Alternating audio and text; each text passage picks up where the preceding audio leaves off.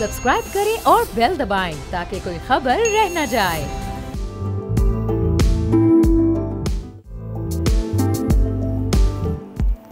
अस्सलाम वालेकुम, मैं अमरबाब जहांगीर। आप देख रहे हैं प्रोग्राम व्यापार। हफ्ते का आज आखिरी कारोबारी रोज़ है और स्टॉक मार्केट में आज भी हमने तकरीबन 1000 पॉइंट्स का इजाफा देखा। 1,09,000 पर अब ये इंडेक्स पहुंच चुका है और जिस तरह से इस वक्त हम स्टॉक मार्केट के इंडेक्स को ऊपर जाते देख रहे हैं, चंद महीनों पहले तक सूरत हाल ये थी कि हमारे मुल्क में डॉलर भी इसी तरह से ऊपर जा रहा था और एक्सचेंज रेट मुस्तकिल गिर रहा था। रुपए की जो वैल्यू थी वो कम होती जा रही थी, डॉलर की वैल्यू 300 से ज़ायद हो चुकी थी। लेकिन फिर उसमें हमने रिकवरी भी देखी और गुज़िश्ता चंद महीनों से हम इसको 275 रुपए से 280 रुपए के दरमियान एक मुस्तहकम सूरत में देख रहे हैं। कोई बड़ी गिरावट या फिर कोई बड़ा अपवर्ड ट्रेंड इसमें हमें सामने नहीं आ रहा है। हाँ, अलबत्ता ये ज़रूर है कि कुछ माहिर माशियात या कुछ एक्सपर्ट्स ऐसे भी हैं जो हमें ये बताते हैं कि अभी भी गवर्नमेंट ने अपने पास कोई 40-45 रुपए पर डॉलर का मार्जिन रखा हुआ है और इसमें कमी करके इसकी एक्चुअल वैल्यू को 235 से 240 तक लाया जा सकता है। और अगर ऐसा करने में हुकूमत कामयाब होती है, ये इंटेंशन होती है हुकूमत की, तो फिर न सिर्फ मुल्क में महंगाई में बड़ी हद तक कमी आ सकती है बल्कि जो मुल्क पर इस वक्त बैरूनी कर्जे हैं उसमें भी खासी हद तक कमी वाक़ई हो सकती है। अब ये किस हद तक मुमकिन है, ऐसा क्यों नहीं हो पा रहा और गवर्नमेंट की स्ट्रेटजी इस सिलसिले में है क्या, इस पर हम गुफ्तगू करेंगे। ज़फ़र पराचा साहब माहिर माशियात हैं हमारे साथ। बहुत शुक्रिया ज़फ़र साहब, प्रोग्राम के लिए आपने वक्त निकाला। ये इस वक्त हम पिछले कुछ महीनों से सूरत हाल देख रहे हैं, 275, 76, 77 या 80, 82 के आसपास ही इस वक्त डॉलर मौजूद है।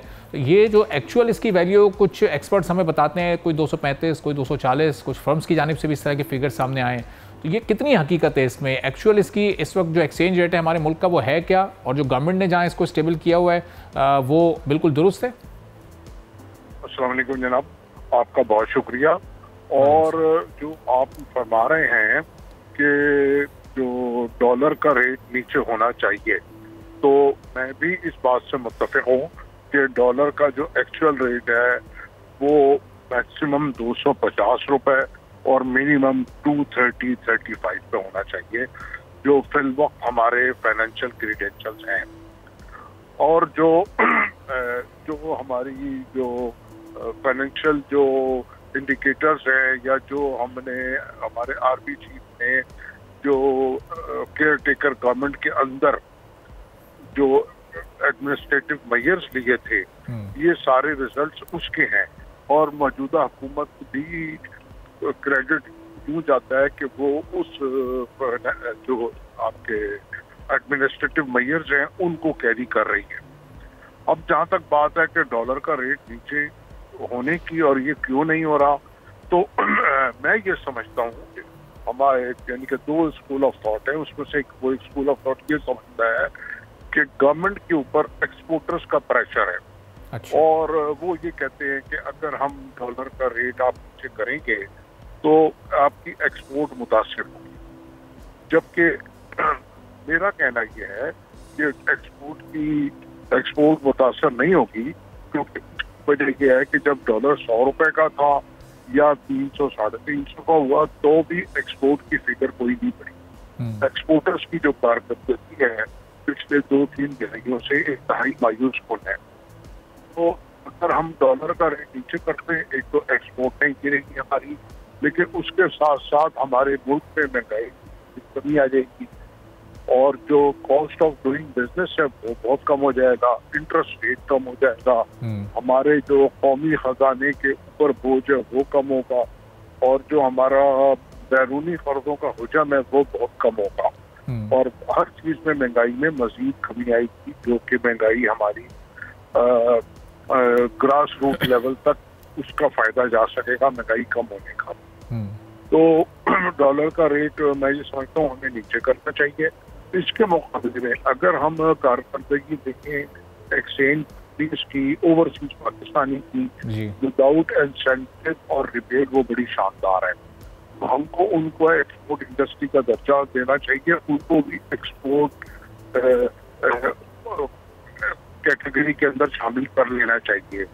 तो आपकी जो रेमिटेंस है आप देख रहे हैं कि जो हर साल बड़ी तेजी से बढ़ रही है, तो ये और अगर अभी हम 32-33 बिलियन पे गए हैं तो नेक्स्ट 2 इयर्स में हम 50 बिलियन पे भी जा सकते हैं। सही। उससे ग्रे मार्केट भी खत्म होगी, हुंडी हवाला भी खत्म होगा। वैसे तो काफी ज्यादा कंट्रोल किया है हुकूमत ने ग्रे मार्केट को और सऊदी अरब को, और तो अगर हम मजीद इंसेंटिवाइज करेंगे पाकिस्तानी को और एक्सचेंज कंपनी तो को, जफर साहब, तो मैं समझता हूँ ये रेमिटेंस। जफर साहब ये भी बताइएगा कि जो एक्सपोर्टर्स का प्रेशर है ये सिर्फ एक परसेप्शन है या फिर इसका कोई रियलिटी से भी कोई ताल्लुक है? अच्छा, ये बताइएगा कि जो परसेप्शन है इस वक्त, ये सिर्फ परसेप्शन है कि एक्सपोर्टर्स का प्रेशर है गवर्नमेंट पर, या फिर ये रियलिटी है? क्या एक सेक्टर का प्रेशर इतना हो सकता है कि उसके लिए बहुत सारे अहम तरीन कंपोनेंट्स को नज़रअंदाज किया जाए इकॉनमी के? जफर साहब को आवाज़ आ रही है? जी जफर साहब, आपको आवाज़ आ रही है मेरी?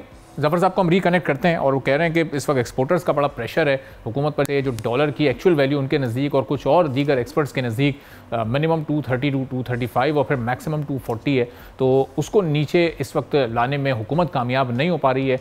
और अगर ये कुछ प्रेशर्स को हुकूमत डील कर जाती है, अच्छे तरीके से मैनेज कर लेती है, तो फिर न सिर्फ ये वैल्यू कम हो जाएगी बल्कि जो इसके पॉजिटिव इम्पैक्ट्स हैं वो भी न सिर्फ महंगाई पर बल्कि इंटरेस्ट रेट पर और जो दीगर हमारी इकॉनमी के आम तरीन कंपोनेंट्स होते हैं, खासतौर पर बैरूनी कर्जे पर बड़ी हद तक अब वो मुरतब होंगे और एक आम आदमी पर से भी बोझ का खात्मा होगा। आइंदा 3 सालों में महंगाई कितनी कम होगी, इस पर वजारत ख़जाना की एक बड़ी अहम रिपोर्ट सामने आई है। चूँकि जो ये साल गुजरा है, इस 2025 में जो ओवरऑल सालाना फिगर था महंगाई का वो 23.4 रहा है, यानी तकरीबन 23% महंगाई रही है, जिसको अगले साल कम करके 12% पर लाने का प्लान है और फिर उससे अगले साल इसको 7.5% पर लेकर जाया जाएगा। तो ये माहाना फिगर्स आते हैं वो अपनी जगह पर जो सिंगल डिजिट में आ चुका है, लेकिन जब सालाना बुनियाद पर एक एवरेज निकाला जाता है तो वो अभी भी खासा हायर साइड पर है और इसको अभी सिंगल डिजिट में लाने की कोशिशों में 1 से 1.5 साल मजीद लग सकता है। अब ये किस तरह से मुमकिन होगा, इसके लिए क्या टैक्स कलेक्शन को बढ़ाना होगा या जिस तरह अभी डॉलर की वैल्यू कम करने की बात की जा रही थी उसको अपनी एक्चुअल वैल्यू पर लाना होगा या और कुछ अहम इकदाम उठाने होंगे।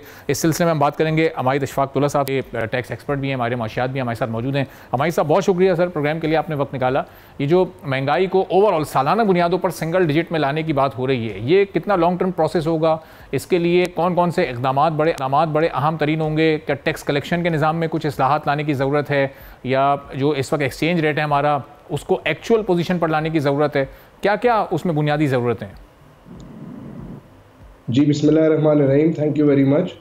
देखिए, महंगाई को अगर हमें कम करना है तो पहले तो हमें देखना होगा, क्योंकि हमारी we are an import based economy, तो हमें सबसे पहले ये चीज़ देखनी पड़ेगी कि जो हम इम्पोर्ट कर रहे हैं जो वो रुपए में ट्रांसलेट हो रहा है उसकी कीमत हम कैसे कम कर सकते हैं। उसमें आपने जो ऐसे अर्ज फरमाया कि जो रुपए की कदर है उसको हमें मजबूत करना पड़ेगा, उसको उसकी असल वैल्यू पे लाना पड़ेगा। इस वक्त जो है रुपया अच्छा खासा अंडर वैल्यूड है, अगर आप एवरेज पे भी लेके जाएं और वैसे भी अंडर वैल्यूड है, और हर 10 रुपए पे 2% इन्फ्लेशन का पास थ्रू इम्पैक्ट होता है। तो अगर आप चलें इसको 230 पे ही ले आएँ, 240 पे ले आएँ, तो अच्छा खासा जो है ना इन्फ्लेशन इस वक्त कम हो सकती है। अब मेरे ख्याल से सबसे ज़रूरी इकदाम ये भी हो सकता है। दूसरा, आप बात कर रहे हैं सर कि टैक्स कलेक्शन के निज़ाम में बेहतरी करनी होगी। यहाँ तो टैक्स शॉर्टफॉल की वजह से मिनी बजट की बातें हो रही हैं, और अगर मिनी बजट में विदहोल्डिंग टैक्सेस और इनडायरेक्ट टैक्सेस बढ़ जाएंगे तो ये तो इन्फ्लेशन को बढ़ाएगा, ये कम थोड़ी करेगा। तो अगर जो एक चले, मैं आप हर प्रोग्राम में यही बोलता हूँ, RRMC की जो रिपोर्ट है, इंटरिम रिपोर्ट, उसमें अगर हम उसको इम्प्लीमेंट कर लें in its letter and spirit, इसको हम बोलते हैं, तो जो निज़ाम है वो इक्विटेबल हो जाएगा, वो होगा। फिर इससे ये चलें